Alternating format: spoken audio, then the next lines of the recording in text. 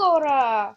Аз съм Румен BG565 и както виждате, днес ще играм Майнкрафт. Това е една от готините версии и ще си правим сервер. Ще почнем оцеляване и така нататък и други глупости. Да знаете, много рядко в този профил ще има клипчета и съм разкръстен на Румен Стефанов в моя клип Румен BG555. Ще ви опиша за какво и да рече. Гледай, мултиплеер, флат, така, чиз, без читове, креатив. Правим го и така започваме. Това е първия свят! Уха, леле, браво, стисме го бъгове! И така, не знам колко дълго ще е клипчето, не знам. И така, това е първия свят. Секунда. Първия свят не е тъп. Извинете, ама май ще трябва да сменям света. Искам да е нещо голямо. Нещо абсолютно много голямо. Аз се забравих да си кръстя и World на всичкото отгоре. Извинете, ще се върна веднага след като оправя всичко това. Ще се върна сега. Така, мили хора, върнахме се. Имах малка почивка, но ето го нашият World, с който ще започнем оцеляване. Видите, и играем на една версия наречена 0.17.1 или 2 алфа. И тази версия и момент ще се бием зряко на това, ще ни е главната цел. След като го убием, ще се мъча най-малко, ама в крайните няколко епизода, т.е. 2-3 епизода, ще се помъча да го убия. Ама ще играя, без да снимам. Не, ще снимам по-малко, за да мога да се развия повече, защото така като снимам и като умра, ще имам повече време да си намеря айтемите, отколкото вместо да ви скучае клипа, затова ще оцелявам много, абсолютно много малко, за да мога да се намеря по-хубави материали, повече диаманти и да се развиваме повече. И за това, ако не за друго, ще снимам. И така, мили хора, дано ви харесва оцеляването, това ще ми е първият клип. И дано ви хареса, наистина.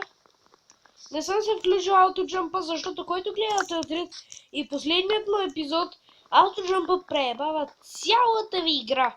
Защото ако сте развит супер много и аутоджампът скочи, ей без да иска, после, опа, прецакам. Затова аз никога няма да играя с аутоджамп. Който му играе с аутоджамп, да си строи път. Защото без аутоджампа играта ви, лично за мене, е по-лека. Има по-минимален шанс да умрете. А на всичкото отгоре, в енда има много неща за скачане, за такова ходене. И когато, например, имате място, където не трябва да се скочи и аутоджампът скочи и е много високо, умирате. Тоест няма смисъл. Аз за това не използвам аутоджампа, защото един път не знам дали го заснех, не съм го заснемал. Ейте в енда, когато играхме с един приятел на лаптопа, компютрите, ейте си разцъкваме в енда, в такова. Звъним, говорим аз игра, казах му, че съм в края, строя си път към такова Недър Фортреса. Като се връщам и виждам, исках да забия колеса, ама съм изправен. Ей тъй, ходя си, само че бях познал аутоджампа, после, опа, ей тъй, скачам, падам в лавата. Нали знаете, че лавата в края, т.е. в Недъра, тя директно се изпарява, защото там е твърде горещо. Се надявам тук да има, да се развиваме по-бързо, ще търсим острови и така. Първо ще строим някъде, после ще се разширяваме, виждаме си първата мина и се надяваме първите няколко минути да намерим диаманти. Юху! Така, продължаваме. Когато стане и 6, може и 7, може да спра клипа, да ви кажа едно ей там виждаме шугаринка с милинка. И да ви кажа в единия си world на компютъра, казвам ви, по-добре си развиете, защото взимам си и го разширявам. Ако се чуете, защо го разширявам, защото да имам повече sugarcane. Защото sugarcane за книги е много важен, ама трябва тогава да се направите цяла ферма за крави. Аз нямам ферма за крави, т.е. енчантинга ми е уреден. Аз там играя без читове. Всичко съм си го намерил и ми оставят само диамантени гащи. Имам портал към Недъра. И така, мисля, пред пещерата да изкопа нещо, може и да свърша директно епизода там. И така, не знам, не съм сигурен Затова... Чакайте само една секунда.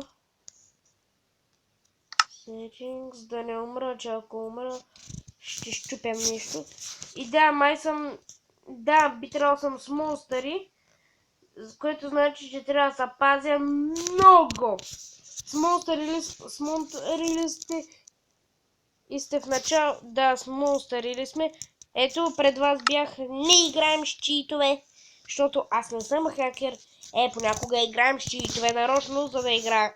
Тогава игра хардкор. А когато съм без читове, играя на нормално. Когато се развия повече, извинете ме, това е майка ми, която видяхте на снимката. И извинете, мисля и сега да приключвам клипа и това да бъде всичко от мене. Сега ще го приключа и може и да го кача. Не знам, не съм сигурен. И пак ще го кажа, много рядко ще има клипове. Много рядко, защото баща ми е в командировка. След като спре да бъде в командировка, ще има по-рядко клипове. Но за сега това ми е първият клип на тази тук.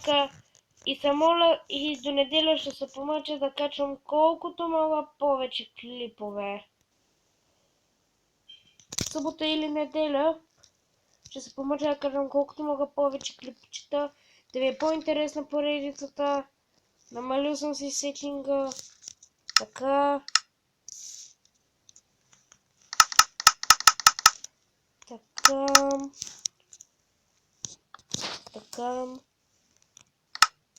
Да си купим един пикекс. Няма да купа първо. Никога в началото не почвайте, изкопайте камък, защото ви трябва повече левел. А да отрезна, ако се чудите, който го не го гледа, да знаете. Той беше на 78 или 4 левел и умря в енда заради аутоджампа. Той е и по новините беше дадена първата им книгата на пакта. Беше излезнала и аз лично тук ще ви го кажа. Тя е нещо такова като Майнкрафтъри, както мене. Аз съм Майнкрафтър. Тя е за премиум акаунт.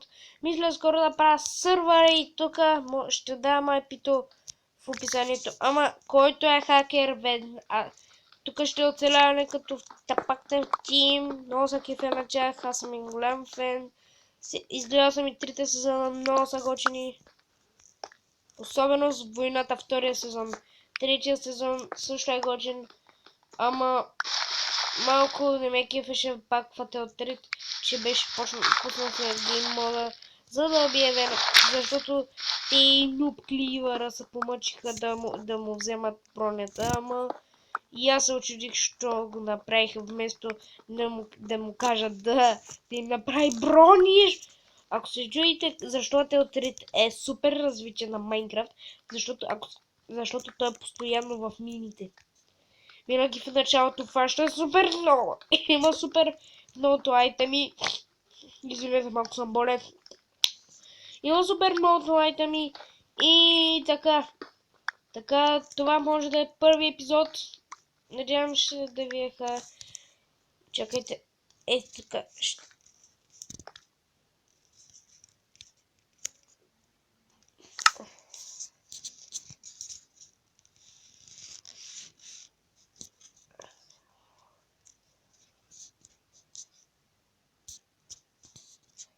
Извинете за забавянето, ще се върнем една. Така, мили хора, върнахме се. Аз бях Румен БГ 55, абонирайте се, дайте палец нагоре, абонирайте ми се за втория канал Румен Стефанов. Тоест, да, това ми е сегашния канал, който ще снимам. Абонирайте се за Румен БГ 55, там качвам на Югио. Може да ме видите, абонирайте се за него, този клип. Това беше всичко от мен, абонирайте се.